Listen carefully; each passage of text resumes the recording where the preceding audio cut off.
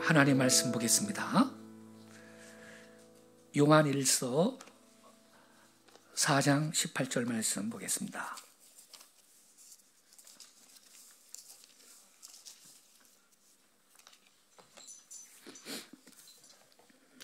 신약성경 요한일서 4장 18절.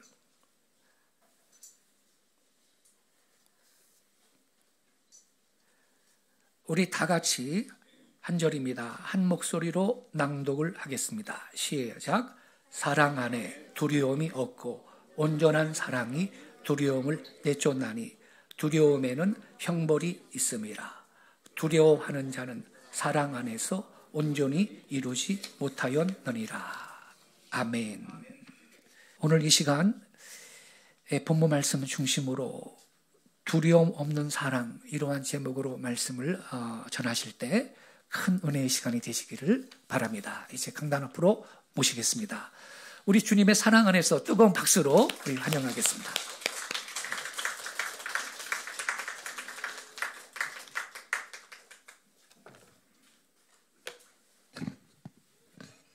네, 기도하고 시작하겠습니다.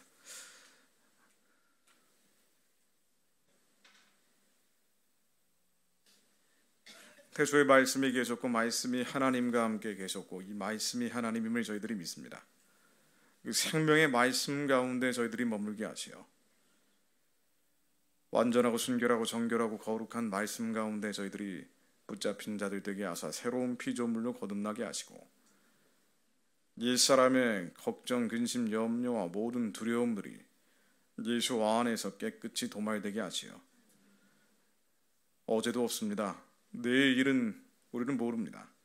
그러나 성령 안에서 항상 평안한 자를 되게 하시며 감사하고 기뻐하는 자를 되게 하시어 그 두려움 없는 사랑으로 예수님께서 저희들에게 주신 기쁘신 뜻 소원을 두고 행하시는 주님의 착한 일들 이 땅 떠나는 날까지 감당할 수 있도록 저희들을 인도해 주심을 감사드립니다.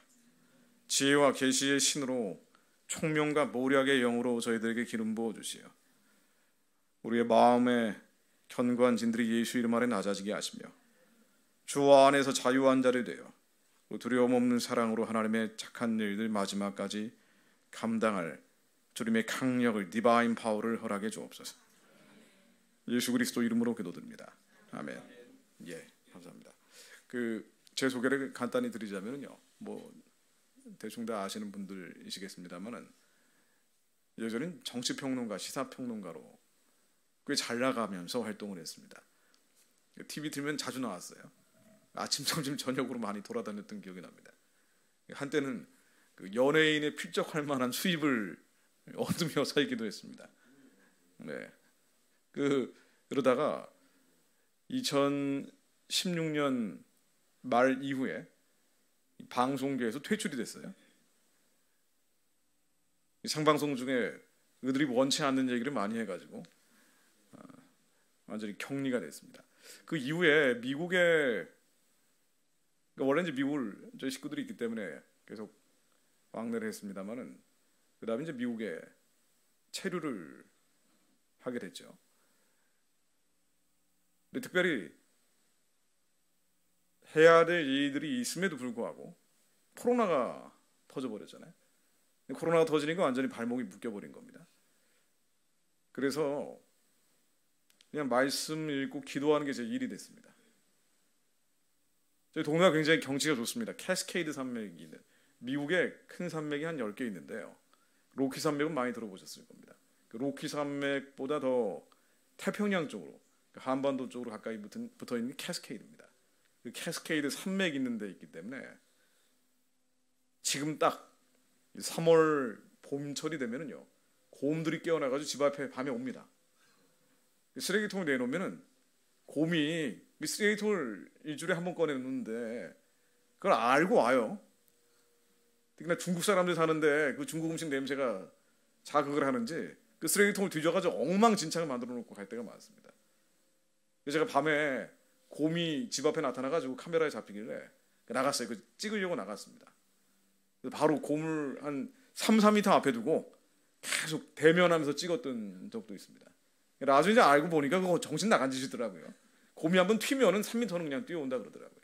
근데 다행히 얘네들이 저 음식물 쓰레기를 먹고 사는 곰들이라 아주 순한 곰들이어서 넘어가긴 했습니다만은 이 곰도 두 종류거든요. 블랙베어가 있고 글리즐 베어가 있는데 저희 동네는 블랙베어, 조금 순한 놈들이에요. 뭐 그런 동네입니다. 그리고 10월 달이 되면은 연어가 그렇게 많이 몰려와요. 차로 한 15분에서 20분 가면은 개울에, 깊지도 않은 개울에 팔뚝만한, 혹은 팔뚝보다 더 큰 연어들이 떼거지로 옵니다. 낚싯대를 던지면 거기서는 힘이 다 빠진 연어들이기 때문에 잡아봐야 별로 맛이 없더라고요. 근데 바닷가에서 잡으면 맛이 있는데 거기 뭐 던지면 그냥 걸려서 나오니까 아주 귀찮습니다. 그래서 손으로 잡아요, 되게. 손으로 잡으면 장갑 끼고 잡으면 그냥 잡힙니다. 힘이 대부분 빠져 있기 때문에. 그런 동네에 삽니다. 산, 호수, 강, 바다, 내셔널 파크, 국립공원, 스테이트파크, 주립공원 주변에 많이 있는 곳입니다. 그래서 그냥 밖으로 나갑니다.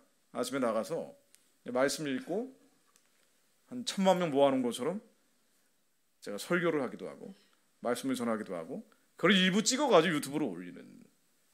근데 혼자 말씀으로 기도하고 주변 사방팔방 반경 50km 안에는 아무도 없는 그런 데로 가기도 하고요. 말씀으로 기도하고 부르짖어 기도하고 이게 제가 하는 직업입니다.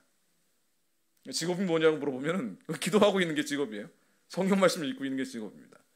근데 혼자 기도하다 보니까 혼자 기도하는 게 아니라 여러 사람이 같이 기도해야 되겠다는 마음이 들어서 하나님이 주신 마음이죠. 그래서 온라인으로 기도 모임들을 많이 만들게 됐어요. 이제 코로나 때 다 하게 된 겁니다. 온라인으로 기도 모임을 하다 보니까 전 세계에 있는 분들이 줌을 통해서 참여를 하시니까 한 1000여 분이 넘는 사람들이 같이 기도를 합니다. 그리고 제가 임의의 시간대, 어떤 데는 1시간 전에 공지를 해가지고 기도하기도 하는데 그런 때마다 뭐 100여 명 넘는 분들이 와서 기도를 하시죠. 말씀을 읽고 온라인으로 함께 기도하는 게 제 직업이 또 됐어요. 근데 온라인으로 기도하다 보니까 이분들이 지역마다 전 세계 산지에 계시기 때문에, 왜냐하면 한국 사람들이, 제가 오늘 말씀드린 내용도 이스라엘과 한민족의 그 디아스포라라는 창을 가지고 설명을 드려보려고 하는데, 한국 사람들은 굉장히 특이하죠. 해외에 많은 사람들이 흩어져 있는, 유대인 다음으로 가장 많은 사람들이, 본토 인구 대비 가장 많은 사람들이 흩어져 있는 게 한국 사람들입니다. 유대인들은 본토에 있는 사람들하고 해외에 있는 사람들의 숫자가 비슷하고, 한국은 본토에 5천만 있고 해외에 거의 1000만 가까이 있어요. 불체자, 불법 체류자까지 합치면 거의 1000만 명 됩니다. 5분의 1, 본토 인구의 5분의 1이 해외에 있는데, 유대인들보다 더 특이한 건 유대인들은 특정한 지역에 모여 있거든요. 유럽이나 러시아, 미국 이런 데 모여 있는데 한국 사람들은 가장 많은 곳에 흩어져 있어요. 그래서 인구 대비로 가장 많은 지역에 흩어져 살고 있는, 사실은 디아스포라 민족이 한민족입니다. 그러다 보니까 온라인 기도를 오랜 기간 하다 보니까 그 지역별로 본인들끼리 모여요. 제가 아카데미라든가 이런 지적인 훈련도 온라인으로 하다 보니까 자연 발생적으로 모여서 기도하는 분들이 생기고, 이게 지저스 웨이브입니다. 지저스 웨이브는 특정한 단체나 조직이라기보다는 하나의 기도하는 흐름, 부르짖어서 말씀으로 기도하는 운동이라고 저는 정의를 하곤 합니다. 제가 없는데 여러분 캐나다에서 모여서 기도하는 분들, 지저스 웨이브 토론토 모임이라고 기도를 하고, 지저스 웨이브 밴쿠버 모임이라고 기도를 하고요. 지저스 웨이브 LA 모임이 생기고, 근데 온라인으로 본인들이 기도를 하다 보니까 제가 가야죠. 정기적으로 가서 함께 집회를 합니다. 그래서 LA에서 집회를 정기적으로 하고, 시애틀에서 집회를 하고, 또 뉴저지 동부에 가서 이제 집회를 합니다. 캐나다 토론토에 가서 집회를 하고, 유럽의 독일 뮌헨하고 베를린에 6월에 가서 지저스 웨이브 집회를 할 예정입니다. 영국의 에딘버러에 가서도 집회를 합니다. 뭐 전 세계 돌아다니는 것 같으니까 뭐 대단한 것 같지만 사실은 까보면 별건 아니에요. 왜냐하면은 온라인으로 함께 기도하던 분들이 오프라인으로 모이고 싶은 마음이 너무 뜨겁게 일기 때문에 모이면 제가 가야 됩니다.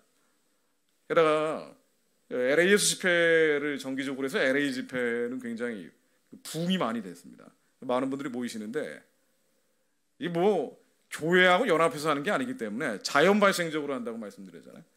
교회하고 연합을 안 하고 하다 보니까, 왜냐하면은 굉장히 교포교회 상황이 좋지가 않아요. 코로나 이후에 특히나.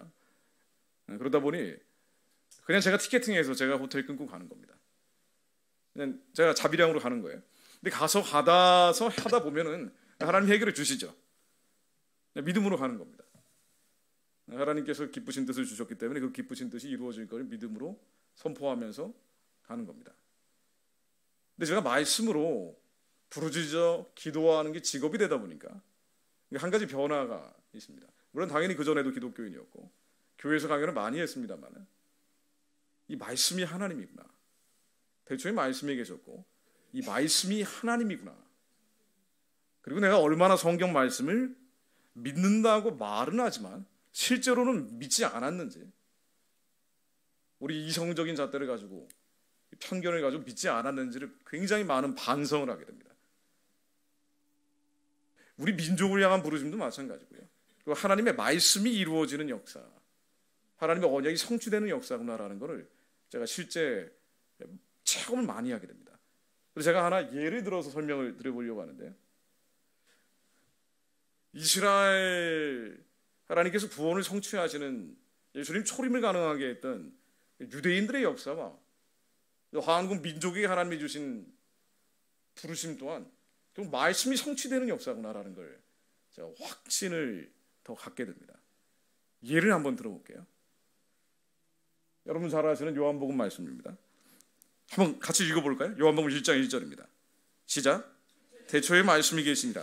이 말씀이 하나님과 함께 계셨으니 이 말씀은 곧 하나님이시니라. 학개서 2장 5절 말씀도 한번 읽어보겠습니다. 너희가 애굽에서 나올 때 내가 너희와 언약한 말과 나의 영이 계속하여 너희 가운데 머물러 있나니 너희는 두려워하지 말지어다. 하나님의 말씀이 곧 하나님이죠. 우리는 믿음에서 믿음으로 이른다라고 얘기하는데 의인은 믿음으로 산다고 말씀하는 게 이거 아닙니까? 예수를 믿는데 성경 66권의 말씀을 모두 믿을 때 우리는 정말 의인의 자리에 갈 수 있구나라고 생각이 듭니다. 근데 실제로 예수를 믿는다고 하지만, 믿음으로 구원받지만, 그럼에도 불구하고 성경에 있는 말씀들을 너무 안 믿는 거예요. 우리가 믿고 싶은 말씀만 믿고 실제로는 창세기 1장 1절부터 진화론적인 데이터베이스가 얼마나 머릿속에 가득 차 있는지 하나님 말씀 믿지 않아요. 사실 이스라엘에 대한 얘기도 마찬가지죠. 하나님이 회복된다고 말씀하셨기 때문에 우리는 믿어야 되는데 안 믿어지는 거예요. 왜냐하면 하나님이 대적해왔던 유대인들의 역사를 보면, 특히나 지금 현대 이스라엘이 하고 있는 것을 보면은 왠지 믿고 싶지가 않아 하는 이성이 있단 말이에요. 지성이 있는데 사실 이건 타락한 부분인데도 불구하고 하나님 말씀과 충돌하는데 약속을 믿지 않는 거죠. 분명히 우리 안에서 하나님의 영이 머물러 계시기 때문에 울림과 떨림과 진동과 감동을 주십니다. 우리 자녀들이 잘 되는 걸 하나님이 바라시죠. 우리 사업이 형통하게 하나님 바라십니다. 왜냐하면 복에 복을 더하시고 번성케 하고 번성케 하시는 분이기 때문이에요. 그런데 하나님 우리에게 언약을 주셨는데 현실은 너무 동떨어져 있는 거예요. 하나님의 언약을 의심합니다. 말씀을 의심하는 거예요. 우리는 믿는다고 하지만 사실은 믿지 못하는 불신앙이 너무 많은 거예요. 그래서 유대인들을 통해 하나님의 언약을 성취해 가시는 하나의 예를 드시는 거고, 그건 한민족에게도 그대로 하나님의 말씀과 신이 머물러 있는 수많은 위경과 위난을 통해서 실증하고 계십니다. 이스라엘과 한국하고 여러분들이 너무 잘 아는 비유이겠습니다만은 너무 공통점이 많죠. 이게 하나님의 말씀이 성취되는 역사이기 때문이에요. 팔레스타인 지방이나 한반도 지방이나 하나님 없이는 살 수가 없는 백성들을 하나님이 일부러 배치를 시켜놓으신 거예요. 왜? 하나님의 말씀을 믿어야 되기 때문에, 하나님의 언약을 믿어야 되기 때문에. 전략적 요충지라고 흔히 표현하는데 팔레스타인 지역은요, 끊임없이 아수르 바벨론 애굽에 의해서 침략당할 수밖에 없는 외세에 둘러싸여 있는 곳인데 하나님이 일부러 거기다가 배치를 시켜놓으신 거예요. 왜냐하면 거주의 경계를 하나시고 연대를 정하시는 게 하나님이시기 때문입니다. 우리가 원치 않는 부모 환경에서 태어난 것도 하나님이 정하신 거예요. 하나님이 그렇게 하신 겁니다. 거긴 이유가 있죠. 하나님의 약속과 언약을 이루기 위한 그 부르심이 있는 거예요. 유대인들은 마찬가지고 사실은 한민족도 마찬가지입니다. 우리는 한민족의 부르심을 알기 위해서 유대인들을 보는 건데, 유대인들이 팔레스타인 지방에 하나님이 일부러 디플로이먼트를 한 거예요. 배치를 시켜놓은 겁니다. 사도행전 17장 26절로 이후에 모든 족속을 한 혈통으로 만드사 온 땅에 살게 하시고 그들의 연대를 정하시며 거주의 경계를 한정하셨으니 이는 사람으로 혹 하나님이 더듬어 찾아 발견하게 하심이로되 그는 우리 각 사람에게서 멀리 계시지 아니하시도다. 하나님을 알게 하기 위해서 하나님은 특정한 환경에 일부러 노출시킨다고요. 한민족도 마찬가지죠. 중국, 일본, 러시아 강대국에 둘러싸여서 대한민국 건국될 때 많은 사람들이 기도했던 것처럼 하나님이 아니면 살 수 없는 백성들이에요. 원래 그렇게 하신 거예요. 하나님이 아닌 다른 것들을 섬기면서 우상을 숭배하면 하나님은 반드시 하나님을 알게 하기 위해서 유대 백성들을 혼쭐을 내시죠. 시련, 환난, 고난을 주십니다. 하나님을 알게 하기 위해서요. 하나님의 언약을 성취하기 위해서, 하나님의 부르심을 이루기 위해서입니다. 좋은 음악이 나오네. 유대인들이 강대국에 둘러싸여서 끊임없이 외세의 시련, 환난, 고난 가운데 노출이 됐던 것은 사실 하나님의 사랑이죠. 하나님의 언약을 성취하기 위해서, 하나님의 말씀을 보존하기 위해서입니다. 거주의 경계를 하시고 연대를 정하신 거예요. 한민족이 5,000년 동안 960번 외침을 당했던 것도 마찬가지입니다. 너무 유사점이 많다라고 얘기하는 게 이런 데서도 출발을 한다고요. 이런 데서도 볼 수 있는 겁니다. 그런데 하나님이 어떤 민족에게 그 말씀과 신, 너희들은 우상 숭배하지 말고 하나님만 섬겨야 달한 말씀과 하나님의 신이 머물기 시작하면은요, 하나님이 훈련하는 방식은 일정했습니다. 칼, 기근, 연병, 나중엔 추방이에요. 마지막엔 추방을 시킵니다. 유대인들이 그랬죠. 칼과 기근과 연병, 전쟁이 있고 가난이 있고 전염병이 번지고 나중에는 추방을 합니다. 예레미야 29장 18절로 내가 칼과 기근과 연병으로 그들을 따르게 하며 그들을 세계 열방 중에 흩어 학대를 당하게 할 것이며 내가 그들을 보낸 열방 중에서 저주거리와 놀림과 치소와 모욕거리가 되게 하겠다. 하나님이 미워해서 그런 게 아니에요. 하나님이 사랑하시기 때문이죠. 하나님이 특정한 말씀과 신이 머물러 있기 때문이에요. 우상 숭배하지 않는 하나님을 섬기는 백성을 만들게 하기 위해서, 거룩한 백성으로 예수님이 오실 길을 만들게 하기 위해서는 그렇게 할 수밖에 없었던 거예요. 하나님의 말씀이 머물러 있고 하나님의 신이 머물러 있었기 때문입니다. 그리고 유대 백성들을 통해서 예수님이 오셨죠. 근데 주님께는 돌아오지 않는 거예요. 그래서 결국은 하나님은 그들을 추방시키죠. 그게 유대인 디아스포라입니다. 마지막에는 예루살렘이 불에 타면서 전 세계로 유대 백성들이 흩어지기 시작하죠. 디아스포라는 말 자체가 유대인들에게서 나온 거 아니에요. 이들은 슬픔을 가지고 있다라는 뜻을 가지고 있습니다. 디아스포라는 단어 자체가. 그래서 2000년 동안 끊임없이 당하는 거예요.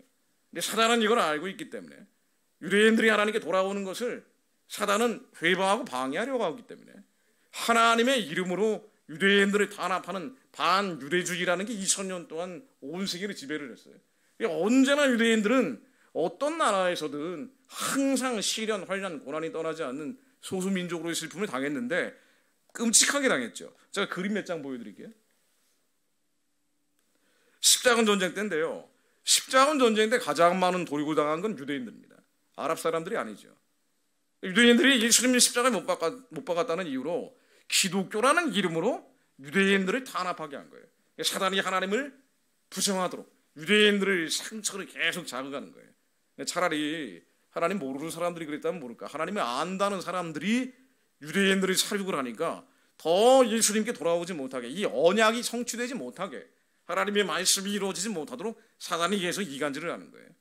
이 2000년 동안 유대인들이 당했던 수모의 역사죠. 계속 당했어요. 마녀 사냥할 때도 제일 많은 마녀 사냥을 당한 게 유대인들입니다. 이 마녀 사냥하는 그림인데요.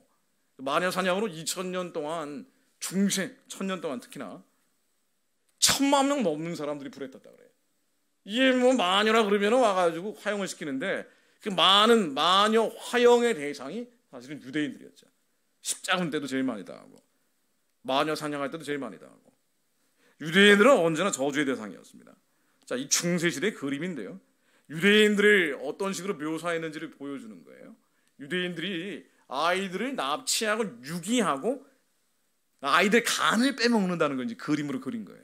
그러니까 언제나 이 기독교라는 이름으로 중세 로마가 지배를 했던 1000년 동안 유대인들은 저주의 대상이었고 시속거리고 말씀 그대로 간 겁니다. 하나님의 약속이 성취된 거죠. 유대인들이 아이를 납치하고 그 안에서 피를 빼먹고 있는 걸 그림으로 그린 거예요. 이런 식으로 인식이 된 거예요. 유대인들은 언제나 지옥에 가장 먼저 가는 사람들. 요게 중세시대의 그림으로 나온 지옥의 그림인데요. 그 지옥에 가는 사람들이 이곳까지 죄를 지으면 간다라고 뭐 세븐이라는 책도 있고 영화도 있고 그러잖아요. 많은 죄악들에 대해서, 지옥에 가는 죄악들에 대해서 얘기를 하고 있는데 제일 밑에 지옥에는 누가 있냐면요, 유대인이 있어요.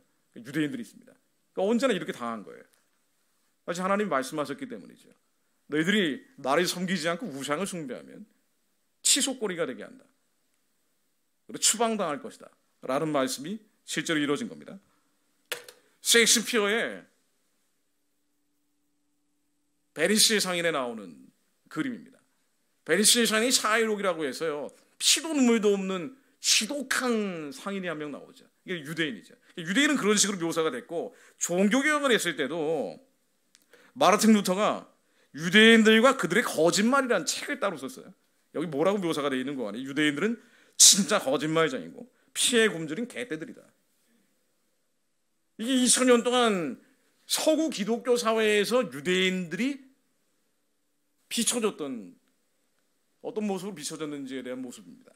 근데 하나님의 언약과 하나님의 신이 여전히 머물러 있는 백성들은요, 집단적인 부르심이 있거든요. 여러분 한 명 한 명이 부르심이 있는 것처럼 이 사람들이 모이면 집단적인 부르심을 갖게 됩니다. 한국 민족의 한국 민족 가운데 하나님을 아는 백성들이 많이 있기 때문에 각 사람의 부르심이 모이면 집단적인 부르심이 됩니다. 한민족을 향한 부르심이 있죠. 유대인들도 마찬가지예요. 유대인들을 향한 부르심이 있죠. 하나님의 언약과 하나님의 신이 여전히 머물러 있기 때문에 하나님의 언약과 하나님의 신은요, 수많은 선지자들을 통해서 반드시 올 것이다, 내게 올 것이다 라는 거예요. 너희들이 이스라엘의 고토를 회복할 것이다 라고 말씀을 하셨죠. 이 말씀은 성취될 수밖에 없는 거예요. 하나님 말씀하셨기 때문에. 19세기 말이 되면은요, 칼과 기근과 연병과 추방으로 2000년 동안 시달렸던 유대인들이 드디어 하나님이 아는 사람들이건 심지어 하나님이 모르는 사람들이건 메시아닉적으로 개신교인이 된 유대인들이건 아니면 여전히 유대교 신자들이건 간에 하나님의 말씀과 하나님의 심이 여전히 머물러 있기 때문에 19세기 말 1860년대부터 유대인들이 이제 옛날 땅을 회복해야 되겠다는 시오니즘 운동을 시작을 하죠. 이 가운데 로스차일드 같은 사람이 있었습니다. 로스차일드는 아주 악덕, 돈밖에 모르는 사람이에요. 항상 일루미나티라든가 음모론의 단골 소재로 나오는 게 이 로스차일드입니다. 로스차일드는 돈으로 세계를 정복하겠다 그랬는데 하나님의 모르는 대적했던 자들마저도 하나님의 말씀과 하나님의 신이 머물러 있기 때문에 시오니즘 만드는데 가장 많은 후원을 했던 게 이 로스차일드예요. 현대 이스라엘 건국하는데 돈을 많이 냈던 사람이 하나님이 대적했던 사람들이에요. 이 시오니즘이라는 게 1860년대부터 만들어질 때 하나님을 아는 사람, 모르는 사람, 메시아닉주, 유대교인들 다 이스라엘 백성들이라면은 뭔가를 느끼고 모이는 거예요. 이게 19세기 말에 유럽에서 벌어졌던 일입니다. 윌리엄 헤을러라고요. 이 사람은 개신교 목사인데 이분도 이런 얘기를 했어요. 이스라엘 땅에서만 유대 민족은 다시 하나님과 그분의 선지자들을 발견할 것이며 메시아에 대한 깊은 향수를 느끼게 될 것입니다. 예수를 믿게 되는 통로는 이스라엘 땅을 회복하는 데 있다. 하나님의 말씀, 하나님의 언약, 하나님의 신이 이루어지는 것이 유대인들을 하나님이 부르신 이유다. 이 사람은 이제 이스라엘 화폐에 나오는 헤르첼이라는 사람이죠. 시오니즘을 기반에 다졌던 사람으로 알려져 있습니다. 그리고 이스라엘전 때 유대인들이 집단적으로 학살당하는 홀로코스트를 경험하면서 다른 유럽인들도 지지를 하기 시작한 거예요. 그래, 이스라엘은 옛날 땅을 회복하는 게 그나마 이런 비극을 막을 수 있는 길이라고 여론이 만들어지면서 드디어 1948년도에 현대 이스라엘이 건국이 되죠. 누구도 예상하지 못했는데 하나님의 말씀과 하나님의 언약과 하나님의 신이 여전히 머물러 있기 때문에 그 언약이 성취되는 역사인 거예요. 이 현대 이스라엘이 건국되는 겁니다.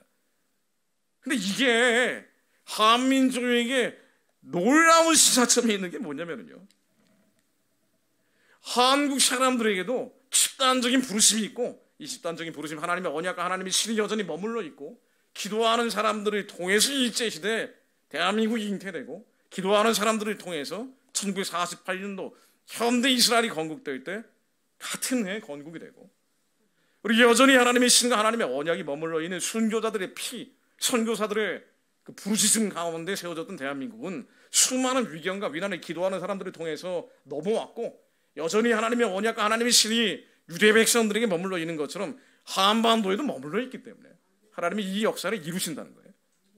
이 이스라엘 사람들을 통해서 확인됐듯 한민족에게도 성취될 거라는 얘기입니다.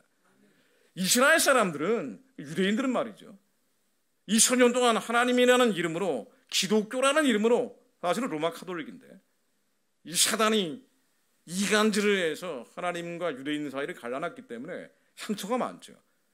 그래서 예수님께 돌아가야 되는데 예수님께 돌아갈 수 없도록 마귀들이 장벽을 만들어 놓은 거예요. 2000년 동안 하나님을 대적하는 이론과 이데올로기 만들어 놓은 거는 따라가 본 거의 대부분 유대인들이에요. 계몽 철학이라고요. 중세 천년을 깨고 계몽, 이제 어웨이크닝을 하자라는 계몽 철학을 만든 철학자들 웬만하면 따져보면 유대인들이죠.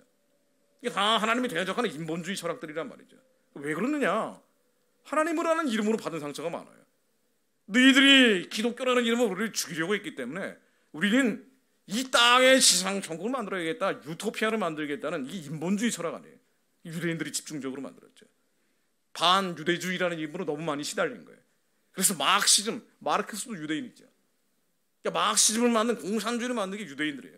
하나님을 원래 알았던 사람인데 하나님한테 상처를 받은 사람들이 하나님이 대적하기 시작한 게 유대인의 인본주의 철학 역사죠. 네오마르크시즘을 만든 것도 유대인들이죠. 네오마르크시즘이 뭐냐면요, 이 마르크시즘을 가지고 혁명을 했는데 예전에 동유럽이나 러시아는 혁명을 완성한 거예요. 공산주의를 만들었습니다. 그래서 마르크스는 물론 그 이후에 레닌, 스탈린, 트로츠키 다 유대인이죠. 1917년에 러시아 혁명을 했던 사람들 국장 이상 간부를 보면은요 94%가 유대인이에요. 그러니까 공산주의 혁명 유대인들이 한 거예요.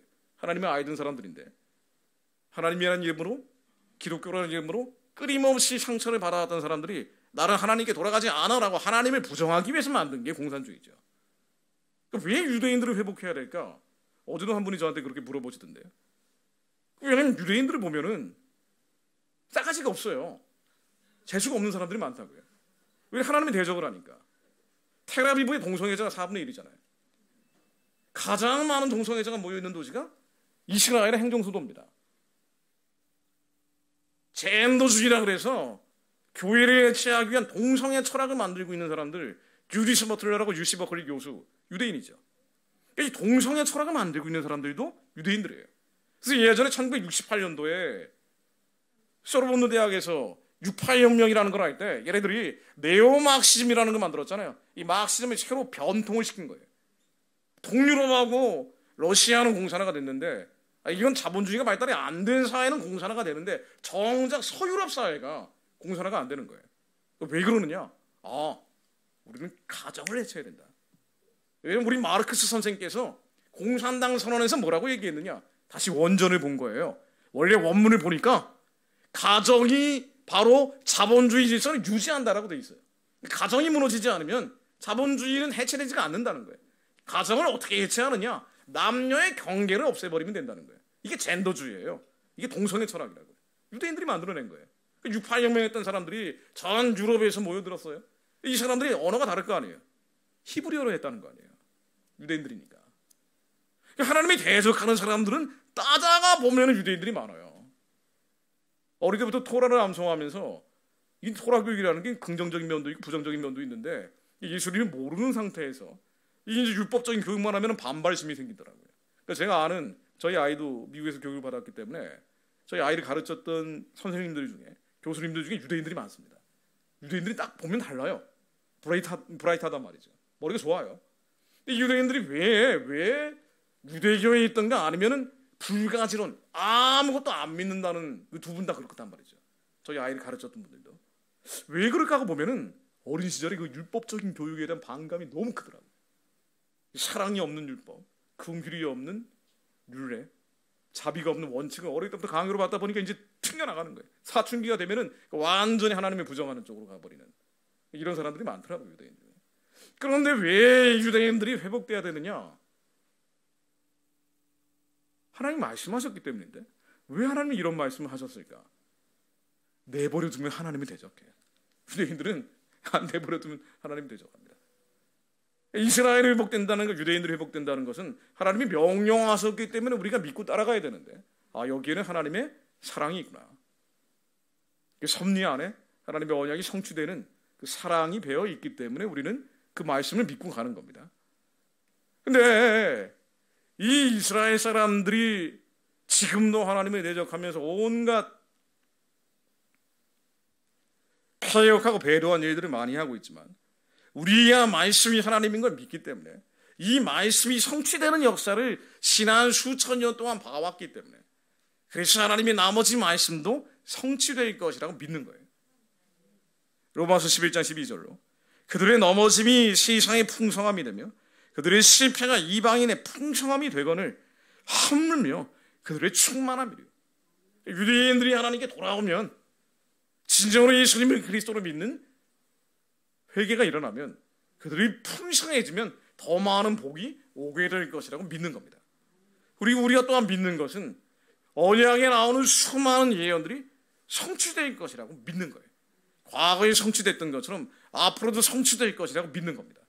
왜냐하면 말씀이 하나님이기 때문에. 저도 예전에 잘 안 믿어졌거든요. 이성으로 우리의 지성과 그 경험과 수많은 정보를 가지고 축적되어 있는 그 논리적인 회로 우리 머릿속에 이 데이터베이스를 가지고 살 때는 이게 잘 안 믿어진다고요.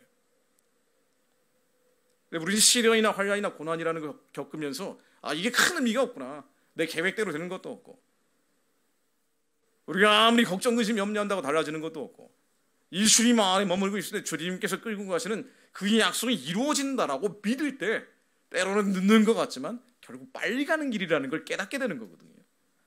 이 말씀이 성취될 것이라고 믿어지는 거예요.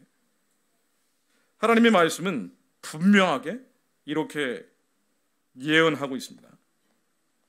이사야서든 예레미야서든 52장 7절로 좋은 소식을 가져오며 평화를 공포하며 복된 좋은 소식을 가져오며 구원을 공포하며 시온을 향하여 이르기를 내 하나님이 통치하신다 하는 자의 산을 넘는 발이 어찌 그리 아름다운고.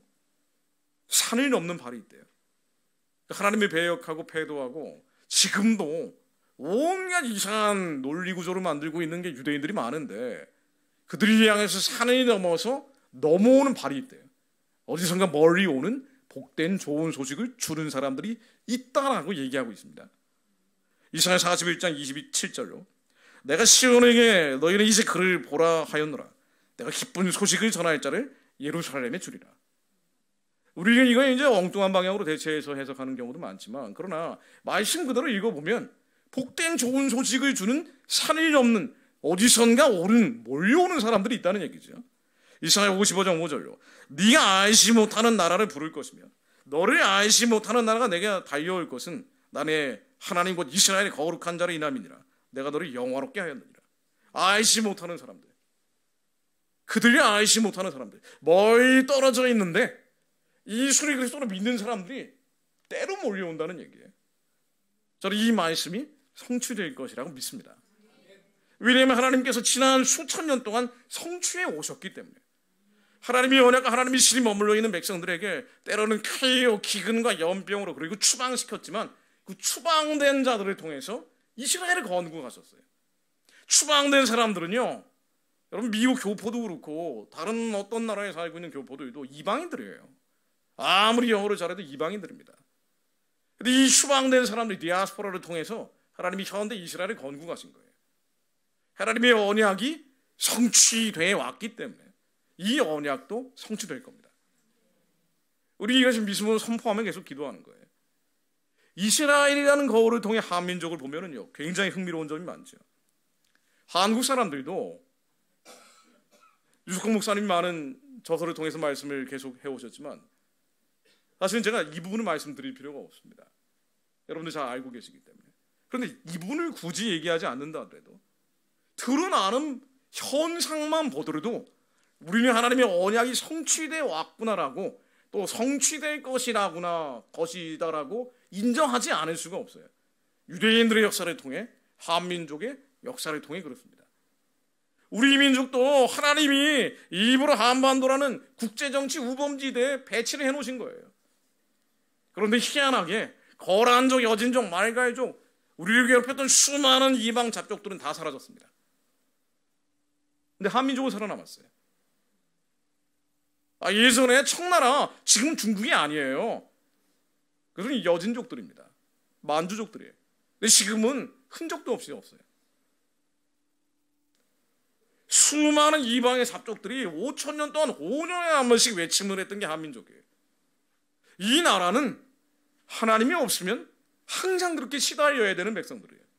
칼과 기근과 연병과, 그리고 나중엔 추방입니다. 하나님은 하나님만 믿는 백성들을 만들기 위해서 그런 환경에 한민족을 배치하셨어요. 왜냐하면 거주의 경계를 안 하시고 민족의 연대를 정하시는 것은 하나님이시기 때문에. 하나님이 그렇게 하신 겁니다. 이 백성이 하나님이 섬겨야 되는데 가장 지독한 칼, 기근, 연병이 상벌을 할 때가 구한말이에요. 흥선대원군 때입니다. 전염병이 제일 심했어요. 조선왕조실록에 나옵니다. 가장 많은 굶주려 죽는 사람, 아사자가 나올 때가 바로 구한말입니다. 그러니까 나라가 완전히 망해간 거예요. 임진왜란 병자호란으로 이제는 끝나가고 망해가던데 조선왕조는 타격성을 잃어버렸어요. 근데 바로 그때 복음이 들어왔죠. 예수를 믿는 사람들이 들어온 거예요. 그래서 예수를 믿으면 살 것이다라고 얘기했는데 그때 조정에서는 탄압을 합니다. 많은 사람, 양반, 지배층들은 그들을 배척했어요. 복음이 들어오는 하나님의 언약과 하나님의 신이 머물기 시작하는 역사와 이 언약과 신이 머물러 있으면서 하나님만 아는 백성들로 새로운 피조물을 거듭나게 하기 위한 하나님의 계획이 진행이 된 거예요. 결국 이 백성들을 하나님의 아는 백성들, 하나님이 마지막 때 사용하기 위한 백성으로 사용하기 위해서 어쩔 수 없이 칼, 기근, 연병, 담이 뭐예요? 추방하기 시작했어요. 1860년대 이스라엘의 시오니즘이 나올 딱 그 무렵에 조선 사람들은 해외로 도망치기 시작합니다. 그래서 만주로 도망쳐서 조선족이 된 거예요. 이게 1860년대부터 시작이 됐대요. 희한하죠. 이스라엘하고 너무 공통점이 많아요. 우리 시베리아로 도망쳐서 고려인이 됐습니다.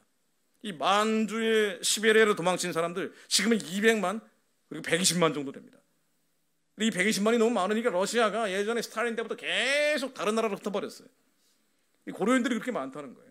조선족도 많지만 1860년대부터 복음이 들어오기 시작한 바로 그때부터 하나님의 언약, 하나님의 신이 머물기 시작하면서부터 거룩한 백성을 하나님이 빚기 시작하려는 바로 그 순간부터 하나님은 이제 안 되겠다. 칼, 기근, 연병도 안 되니까 추방시킨 거예요. 한민족 디아스포라가 나오기 시작합니다. 그리고 이제는 더 이상 안 되겠다라고 생각됐을 때 조선왕조가 망해버렸어요. 1910년에 한일합방이 됩니다. 우리 한국에서 도저히 살 수 없다고 생각한 지식인들, 엘리트 중심으로 해외로 본격적으로 흩어집니다. 독립운동은 어디서 했는 거 아니에요? 조선에서 한 게 아니죠, 사실은. 워낙 탄압이 심하니까. 1919년 3.1운동 이후에는 독립운동을 할 수가 없었어요. 밀정들이 다 밀고를 해버리니까 있을 수가 있나. 그렇게 상해 임시정부가 나온 거 아니에요. 상해 임시정부가 뭡니까? 디아스포라예요. 유대인들처럼 흩어져 버린 사람들이에요. 이승만이 어디서 독립운동을 했습니까? 미주 디아스포라 사회입니다. 만주에 있던 디아스포라들이에요. 이승만의 젊을 때입니다. 이승만도 해외 디아스포라에서 흩어진 대표적인 사람이에요. 칼, 기근, 연병, 하나님이 추방을 해버린 이 가련한 그 눈물이 배어있는 한민족들이 이제 더 이상 다른 거 섬기지 않겠습니다. 하나님만 섬기겠습니다. 하나님의 말씀과 하나님의 신이 여전히 이 땅에 머물러 있는 걸 믿는 사람들이 일제 35년 내내 기도했죠. 이승만은 처음에 하와이로 박용만이라는 한성 감옥 동기였는데 친구였죠. 박용만이라는 사람의 초청을 받고 하와이로 갔다가 그 다음에 하와이를 중심으로 미주 교포사회에서 본격적인 독립운동 기지를 만들기 시작해요. 뭐 한인 기독학원, 학교를 만들기도 하고 교회를 만들기도 했습니다. 한인 기독 교회를 만들고 이승만은 신학을 같이 했기 때문에 원래는 목사가 되려고 했던 사람이에요. 처음에 미국 유학 갈 때는. 선교사들이 추천서를 써준 것도 다 이 사람은 훌륭한 목사가 될 거라고 추천서를 많이 써줬죠. 근데 이혼을 했기 때문에, 그러니까 아버지가 강제로 결혼한 사람하고 헤어졌기 때문에 나는 하나님 앞에 죄를 지은 사람이다, 목사는 받지 못한다라고 해서, 그래서 이제 혼자 살면서 신학을 하기는 했지만 목사 안수는 받지는 않았습니다. 근데 설교는 했죠. 교포를 모아놓고 계속 설교하고 기도하고, 이 사람은 35년 동안 그거 한 거예요. 그러다 가끔 기회가 열리면 워싱턴 DC에 가서 외교 활동을 한 거예요. 왜냐하면 일제시대에 할 수 있는 일들이 많지가 않았고, 이건 백범 김구도 마찬가지였습니다. 할 수 있는 일이 없었던 거예요. 해외 디아스포라 사람들에게는 사실은 기도하는 것 말고는 특별히 할 게 없었던 사람들이에요. 그러다가 3.1운동이 터지자, 이 3.1운동은 기도운동이었죠. 한성에서 청년들이 찬송가 부르면서 나오는 운동이에요. 평양에서도 청년들이 총탄을 맞으면서 찬송가 부르면서 죽어갔던 운동입니다. 기독교인들이 중심이 되고, 민족 대표 33인도 기독교인들이 절반 이상이었어요. 그래서 이 기도하는 사람들이 이제는 더 이상 우상 섬기지 않고 하나님만 아는 백성이 되게 해달라고 기도하면서 시작한 게 3.1운동입니다. 그래서 해외에 흩어져 있던 디아스포라들이 모여서 마치 유대인들이 시오니즘을 만들어서 현대 이스라엘을 건국하는 것처럼 해외에 흩어졌던 디아스포라들이 모여서, 야, 이제 절대 다른 신은 섬기지 말고 하나님만 섬기는 백성들이 돼야 된다라고 그 공감대가 모여서 상해 임시정부가 만들어진 거예요. 이 상해 임시정부는 한성정부, 노령정부, 우리 상해정부 3개 해외 디아스포라 본부가 뭉친 거거든요. 근데 이 사람들의 주축은 기독교인이었어요. 그래서 당시 상해 임시정부의 헌법에 뭐라고 되어 있냐면요, 신인 일치로 중에 협용하여 하나님과 사람의 일치라는 표현이 나옵니다. 신의 의사에 의해 건국한 정신을 세계에 발휘하고라고 되어 있어요. 이 나라는, 앞으로 세워진 나라는 절대로 하나님을 배역하고 배도하는 백성이 아니라 하나님의 신, 하나님의 언약, 선교사들이 얘기했던 것처럼 아무 보잘것없는 백성들이지만 하나님만 잘 섬기면 반드시 세계에 복음을 전하는 나라가 됩니다. 이런 하나님의 뜻을 이루는 나라가 돼야 된다. 그래서 우리는 하나님의 신으로 세워질 나라가 될 것이고, 이 세워질 나라는 반드시 세계의 그 정신을 발휘해야 된다. 복음을 전하는 나라가 돼야 된다라고 헌법에 넣어버린 거예요. 이런 헌법 만든 나라는 한국밖에 없습니다. 임시정부 헌법이 그랬단 말이에요. 그리고 여기에 나오는 강요들이 선서할 때도 마찬가지입니다. 임시정부의 헌장, 선서문이라고 있는데, 이 선서문에도 신의 국의 건설의 귀한 기초니라, 이 나라는 하나님이 세운 나라가 될 것이다 라고 얘기한 거예요. 하나님의 언약, 하나님의 신이 이제 머물기 시작하는 거예요. 유대인들은 2000년 넘게 머물러 있었고, 이 백성들에게는 드디어 가장 수모를 겪던 구한말부터 하나님의 신, 하나님의 언약이 머물면서 언젠가 세워질 나라는 기도하는 나라가 될 것입니다. 선교하는 나라가 될 것입니다. 그렇게 믿는 자들이 입술로 고백하기 시작한 거예요. 특히나 미주에 있는 디아스포라들은요, 이승만이 어디서 독립운동을 했는 거 아니에요? 이제 한국에 있는 이승만의 지지 기반이 있었는데, 나중에는 이 한국에 있는 사람들은요 다 신사참배하고 회절을 해버리기 때문에 완전히 와해가 돼버려요. 독립운동하는 사람들이 없어져 버립니다. 그나마 이제 남아있는 게 해외 디아스포라들, 특히나 미주에 있었기 때문에 미주 디아스포라 사회를 중심으로 활동을 하게 되죠. 이 사람들이 계속 이승만하고 기도한 거예요. 35년을 기도한 겁니다. 언젠가 세워진 나라는 선교하는 나라가 될 것입니다. 기도하는 백성들이 될 것입니다. 그래서 당시에 미주 디아스포라 커뮤니티가 이승만과 함께 미국을 향한 호소문이라고요, 3.1운동 이후에 상해 임시정부가 세워지고, 상해 임시정부 헌법에 우리는 신의 의사에 의해 만들어진 나라가 될 것이다 라고 하나님이라는 표현을 직접 헌법에 집어넣고, 그 다음에는 미주 커뮤니티가 이승만과 함께 워싱턴 DC로 날아갔어요. 그래서 한국인들의 호소문이라는 걸 발표합니다. 이 뭐라고 되어 있냐면 훨씬 노골적으로 했어요. 우리의 주장은 하나님이나 사람의 율법 앞에 떳떳한 것이며, 우리의 목표는 일본의 군정적 압박을 면하고 자유를 회복하는 것이며, 우리의 목적은 아시아의 민주화이며, 우리의 소망은 기독교의 범세계적인 복음입니다. 왜 우리가 나라를 세우려고 하는 거 아니? 우리는 선교하기 위해 세웁니다. 땅끝까지 복음을 전하기 위해 세웁니다. 예수님이 유대 백성들의 언약의 성취를 통해서 초림하셨다면 우리는 복음을 땅끝까지 전해서 예수님 다시 오실 길을 예비해야 된다는 성경적 종말론을 가지고 세워진 나라예요. 대한민국은 그 부르심 속에서 35년을 기도하고 이 기도가 잉태되고 드디어 1948년도 5월 31일 날 초대 의회를 시작을 하면서 다들 이렇게 고백을 한 거예요. 사실은 이승만만 기독교인이었기 때문에 가능한 것은 아니었습니다. 당시 독립운동한 사람들은 대부분 기독교인이에요. 기독교인이 아니면 공산주의자예요. 근데 공산주의자는 나중에 카프 운동이라고 해서 1930년대부터 나왔고요. 원래 3.1운동 할 때부터 중심이 됐던 사람들은 기독교인이에요. 목숨 걸고 하기 때문에. 그리고 일본 민족교회, 민족 종교 지도자라는 사람들, 천도교 같은 사람들이 참여를 했던 거예요. 그러니까 중심이 됐던 사람들은 기독교인들입니다. 왜냐하면 서구 문명, 자유민주주의 시장경제라는 보편적 가치가 기독교 교회를 통해 들어왔기 때문에 어쩔 수가 없었던 거예요. 기독교인 중심으로 했고 백범 김구도 기독교인이었고 광복이 되자 1945년 11월 달에 정동 제1교회에서 김구가 이런 얘기를 하잖아요.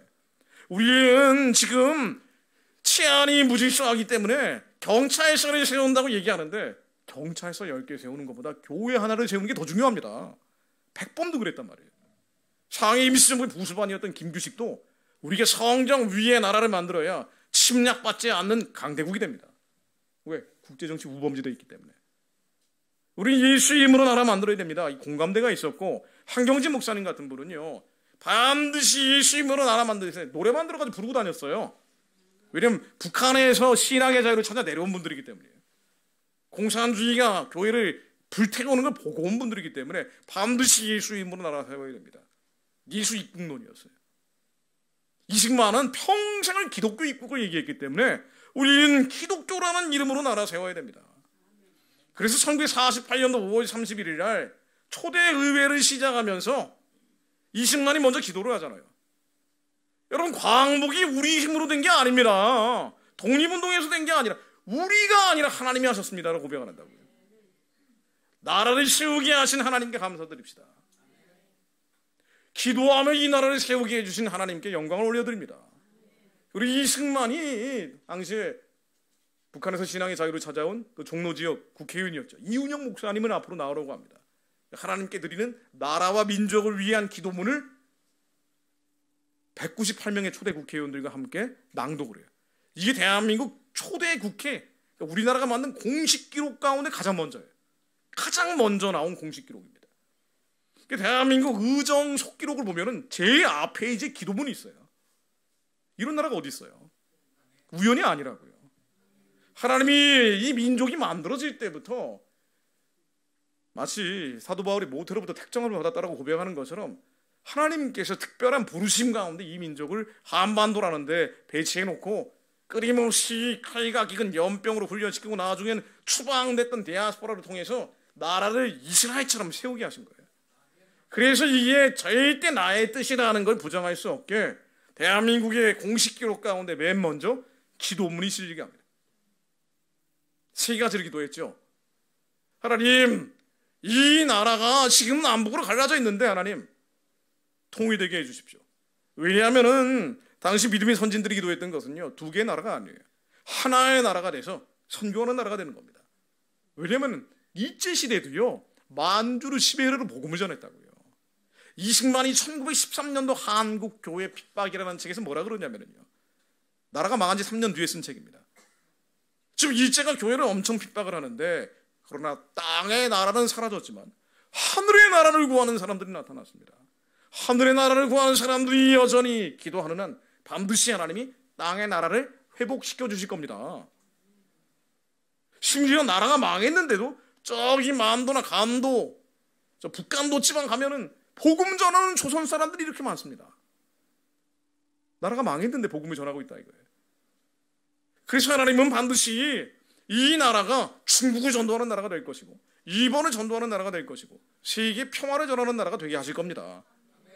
그래서 이스라엘처럼 이승만이 정확히 이렇게 표현합니다. 동쪽에 하나님이 이스라엘처럼 이 나라를 만들어 오셨습니다 라고 얘기해요. 동쪽에 이스라엘이라는 표현을 합니다. 언더우드 선교사가 복음을 한 민족에게 전해준 첫 번째 사람들 그룹 중에 하나잖아요. 언더우드 선교사가 조선에 선교 보고를 할 때 1904년도 을사조약 맺어지기 1년 전입니다. 외교권 박탈돼서 나라가 망해가기 1년 전에 뭐라 그러냐면요, 이 나라는 참 특이한 나라입니다. 나라가 망해가는 것 같고 끝나가는 것 같은데 이 나라는 반드시 기독교 강대국이 됩니다. 두 개의 나라가 아니라 하나의 나라가 돼서 일본과 중국과 주변에 있는 나라들, 우리에게 붙여준 사람들이에요. 우리를 피곤하게 하는 사람들이긴 하지만 우리가 전도해야 될 대상이죠. 일본과 중국 모두 다 징호의 대상은 아니고, 그 영들은 대적을 하지만 사람들은 품어야 된단 말이죠. 하나님이 우리에게 붙여준 이 사람들 전도하고 반드시 기독교 강대국이 될 겁니다. 마포 3일 선교사 장신대를 세우신 분 중에 한 분인 모패 선교사가 1910년 한일 합방 되기 2달 전에 1910년 6월 달에 2달 뒤에 나라 망하는데 영국 에딘버러에서 세계 선교대회를 하면서 뭐라 그럽니까? 이 나라는 영적인 강대국이 될 겁니다. 하나님의 언약과 하나님의 신은 그렇다는 거예요. 우리 육안으로 보는 것과 전혀 다르다는 거예요. 하나님의 부르심이 있기 때문에 이 부르심이 반드시 실제가 될 거라고 믿는 사람들이 있었던 거예요. 이 사람들이 35년 동안 기도했고, 해외에 흩어진 디아스포라들이죠. 추방당한 사람들, 가장 볼품없는 사람들을 통해서 하나님은 기도하게 하시고, 이 기도를 통해서 마치 유대인 디아스포라를 통해 현대 이스라엘이 건국된 것처럼 해외에 흩어진 디아스포라 독립지사들을 통해 계속 기도해왔던 미주 한인 동주의 사람들을 통해서 대한민국이 건국이 됩니다. 그리고 수많은 위경과 위난이 있었지만 기도하는 사람들이 남아있었으니까 기도하면서 넘어온 거예요. 그리고 하나님이 이 남북 통일을 주시는 것과 함께 민생의 복락을 주시고 반드시 세계 평화를 허락해 주십시오. 신생 독립국이 세계 평화 위에 기도하는 경우는 없습니다. 자기 코가 석자기 때문에. 임시정부 헌법에도 들어가 있어요. 신의 국의 의사에 의해 건국되고 그리고 세계에 전하게 해 주십시오라고 나온다. 선교해야 되기 때문이에요. 한국은 선교하기 위해 만든 나라예요. 선교에서 뭐 하는 겁니까? 예수님 다시 오시는 거예요. 우리가 한국 사회에 대해서 절망할 때가 많지만 그렇잖아요. 자살률 1등, 출산율 최악, 흡연율, 음주율, 엉망진창인 모습들이 많고 헬조선이라고 부릅니다. 실제로 그런 모습들이 너무 많아요. 너무 좁은 땅에 치열하게 경쟁을 하다 보니까 서로 물고 뜯고 싸우고 살 수밖에 없는 환경에 노출되어 있단 말이죠. 그래서 이 나라는 희망이 없다라고 얘기하는 사람들이 많고 해외로 떠나는 사람들도 많습니다. 그러니까 디아스포라가 이렇게 많아지는 거예요. 그런데 마지막 때 예수님 오실 길을 예비하기 위해 세계에 복음을 전할 마지막 주자로 라스트 러너로 쓰임받을 수 있는 교회가 어디일까 하고 꼽아보면요, 한국교회 말고는 없습니다. 이거 어쩔 수가 없어요. 전 세계적으로 젠더 쓰나미가 불고 있을 때 마지막까지 방파제를 지키고 있는 곳이 한국교회입니다. 아무리 한국교회 가지고 이러쿵저러쿵 말을 한다 그래도요, 거룩한 방파제가 지켜주고 있는 건 한국교회 말고는 없어요. 유럽교회는 이미 무너져 버렸어요. 미국 교회도 치열하게 전쟁 중입니다. 그나마 기도하는 교회라 그러면은 이른바 신사도 교회래, 말씀에서 좀 믿겨나간 교회들, 은사는 강조하지만 뭔가 좀 한 2% 좀 삐껴나간 교회들이에요. 그러니까 말씀에 의지해서 하나님의 부르심의 소망을 이루기 위해서 기도하는 교회들은 미국에서 참 찾기 어려워요. 교포교회들도 말씀으로 부르짖어 기도하는 교회들은 정말 손에 꼽을 정도입니다. 왜냐하면 기도 안에도 자유가 있고 풍요가 있으니까 미국은 먹고 살만하단 말이에요. 캐나다는 먹고 살만해요. 교포교회도 기도를 안 해요. 깜짝깜짝 놀랄 때가 너무 많습니다. 저희가 LA에서 집회를 할 때 사실은 뭐 북한 통일, 나라와 민족에 관심이 있어서 오신 분들보다도 여기는 부르짖어 기도한다더라 그래서 오는 분들이에요. 기도하다 보니까 하나님 마음을 받아서 돌아가시는 분들이 많습니다. 그만큼 기도의 기근이에요. 말씀의 기갈입니다. 살만하기 때문에. 그러니까 한국은 너무 치열하게 경쟁을 하다 보니까 우리가 의식주가 모자라는 게 아니고 미래에 대한 걱정, 근심, 염려, 불안감, 두려움, 서로 경쟁하면서 느끼는 스트레스가 너무 많고 사실은 힘든 곳이에요. 그렇기 때문에 기도할 수 있습니다. 하나님이 그런 상황에 노출시켜서 결국은 뭘 하려고 하시는 건가? 우리 민족을 향한 부르심이 있는 거예요. 북한 열고 세계 선거하라는 거예요. 북한이 열리면 북한은 다윗의 물맷돌처럼 중국을 여는 열쇠가 됩니다. 200만 조선족들에게 복음을 전하는 거예요. 200만 조선족들은 중국에 쏟아져 들어갈 겁니다. 14억 중국인들이 복음화되는 결정적 전환점이 일어날 거예요. 아랍이 넘어서 예루살렘까지 달려가는 길이 생깁니다. 그리고 예수님 오실 거예요. 우리 그걸 위해서 마지막 때 하나님께서 일부러 이런 환경에 노출시켜놨다는 걸 인정을 해야 돼요. 우리의 청소년 청년들은 휴전선 이남에서 살아갈 운명이 아니에요. 우리 머리가 터져라 싸우고 있지만 그러잖아요. 아니 애가 국어는 잘하지만 수학은 못할 수도 있는데 다 잘해야 돼요. 다 잘하지 않으면 중학교 때 다 잘하지 않으면 수시로 대학 가기 어려운 거예요. 근데 이 수시가 한 달에 몇 개씩 과외를 하지 않으면 대학은 언감생심이 이 양극화되는 게 예전보다 훨씬 더 벌어져 버렸고 게다가 삼성에서 직원을 뽑습니까? SK에서 직원을 뽑습니까? 그냥 대기업도 안 뽑고 공무원도 경쟁률이 예전은 그나마 50대 1, 70대 1 그랬는데 지금 뭐 200대 1 넘어가 버리니까 이건 도대체 안정적으로 살 수 있는 길이 없다고 느껴지는 거예요. 그러니 애들이 의사 말고는 없다고 봐요. 우리 때는 의사를 그렇게 안 했거든요. 공대 가고 상대 가고 그랬단 말이에요. 제가 90학번인데. 근데 지금은 의대 말고는 열심히 노력해서 뭐 안정된 직장을 갖기가 어렵다고 보는 거예요. 전국에 1등부터 300등까지 그대로 가버리고 그 다음부터 서울 공대, 서울 상대 이렇게 나오는 거 아니에요. 연대 경영학과보다 지방에 있는 수의학과가 더 높아요. 의대가 있고 수의학과 있고 간호학과 있고 이런 순서로 쭈루룩 자리매김이 된다고요. 그만큼 힘들게 느끼는 거예요.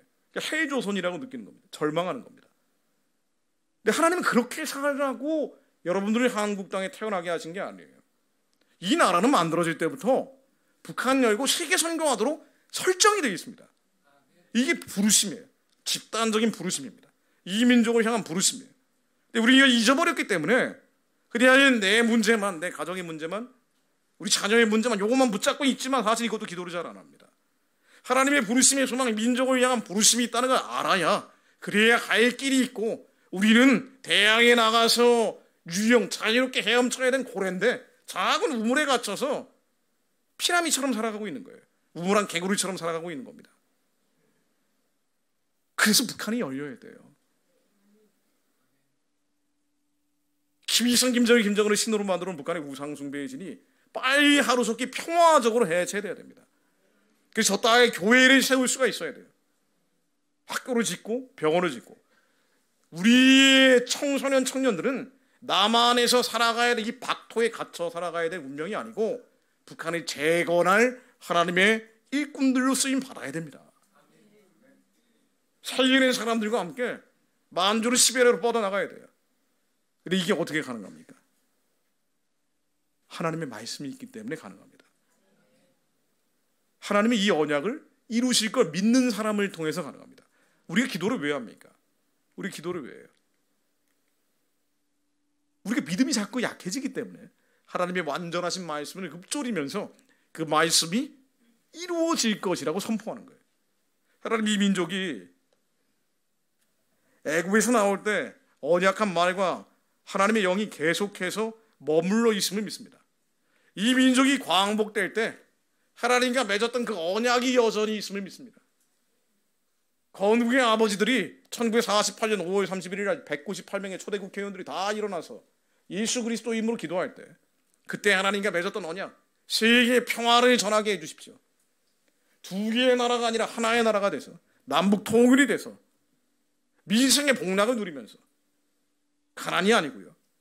이렇게 피말리는 구도가 아니고 하나님께서 주시는 풍요와 번영이 하늘에서처럼 이 땅 가운데 이루어질 걸 믿는 이들을 통해서 길이 열리게 하시며 하나님 민족에 복락을 주시며 남북 통일이 돼서 세계 평화가 전하는 나라가 되게 하실 것을 믿습니다. 그래서 결국은 하나님 이 말씀이 성취되게 하옵소서. 좋은 소식을 가져오며 평화를 공포하며 복된 좋은 소식을 가져오며 구원을 공포하며 시온을 향하여 이르기를 내 하나님이 통치하신다 하는 우리 입술의 선포가 예루살렘 땅에서 진동되게 하옵소서. 내 하나님이 통치하신다 하는 이 고백이 북한 정치범 수용소에 갇혔던 이들 23만 명이 나도 어마어마한 고통을 겪었지만 예수님 이름으로 살아났습니다. 당신들도 예수 믿고 살아날 것입니다. 하나님이 통치하신다는 자의 선포가 그들의 입술을 통해서도 진동되게 하옵소서. 이 말씀이 이루어지게 하옵소서. 기쁜 소식을 전할 자들이 함께 산을 넘게 하옵소서. 대한민국에 하나님의 기름 부으심이 여전히 남아있음을 믿게 하시니 감사드립니다. 기도하겠습니다.